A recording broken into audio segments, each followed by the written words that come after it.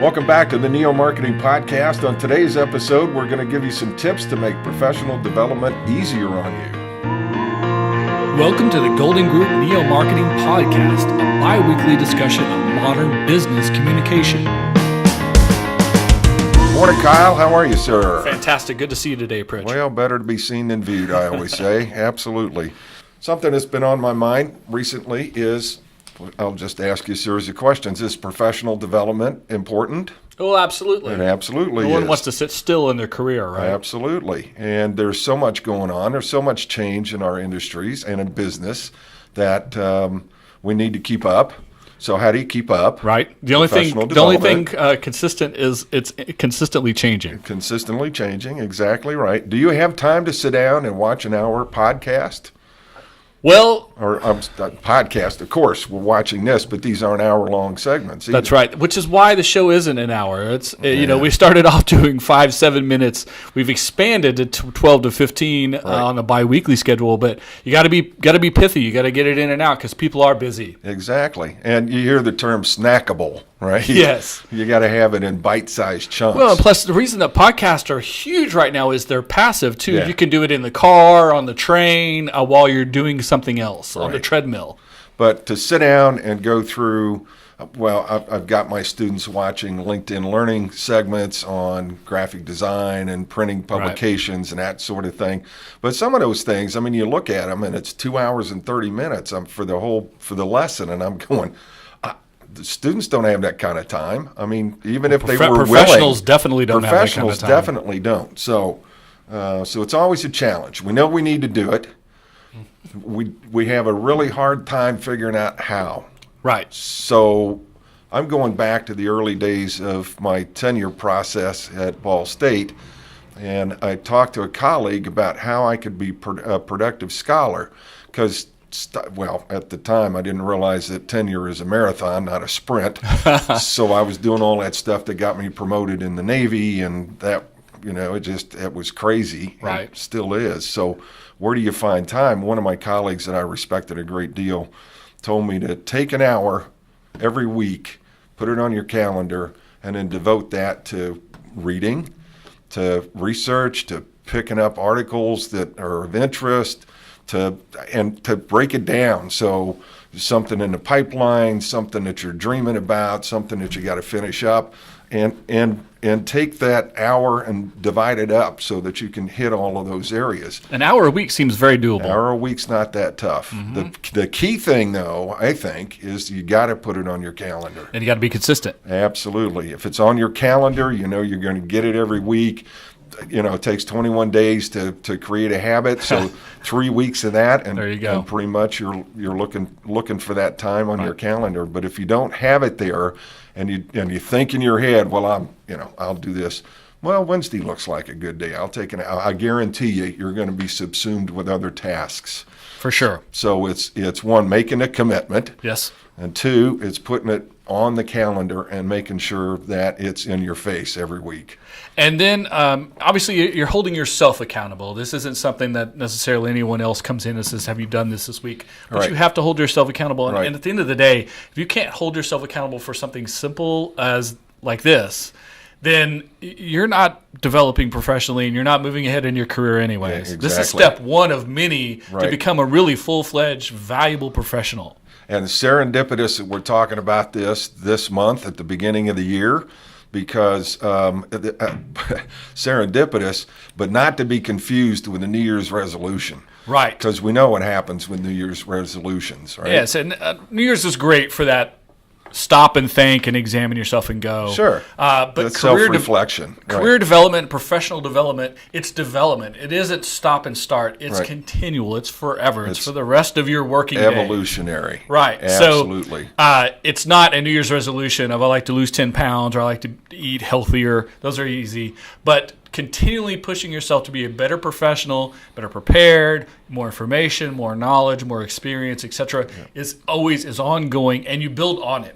This habit you're going to develop this year or this next 6 months, you need to develop other good habits on top of that. You can't replace one with the other. Right. And how many, the resources that are available to us today, the LinkedIn Learning, which was Linda, Lynda.com. Lynda.com. PRSA has a certificate program. Colleges and universities have certificate programs at the master's level. There's all kinds of AMA, IABC, all of the alphabet AAF, soup. right? Yep. Exactly. OVF, like Right. the local venture forum that we're part of. Every state, I'm sure, has some of those things. Right. Webinars. There's plenty of resources out there. Khan University is a great example of that. Online resources that you can learn, develop, go at your own pace. And I'm starting to see a lot more upper level masters and MFAs, MBAs, etc., that are accessible online. Right. Absolutely. We're going to be rolling something out here, I think, in the next year or two as well at the University of Oklahoma in strategic communications. That makes a lot of some sense. Sort. Right. But it over the past years, those things have propagated.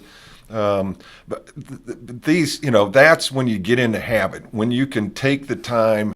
I mean, that's a serious commitment to do those things, right? But I'm talking people about, make that commitment because they understand what it does for their career in the future. This goes back to that 40-year play instead of the 14 months. Right, exactly. But I don't want folks to be confused. That's not what I'm talking about. I'm talking about a crawl, walk, run kind of a scenario. Start with a 2-minute and 30-second LinkedIn learning. Read an article.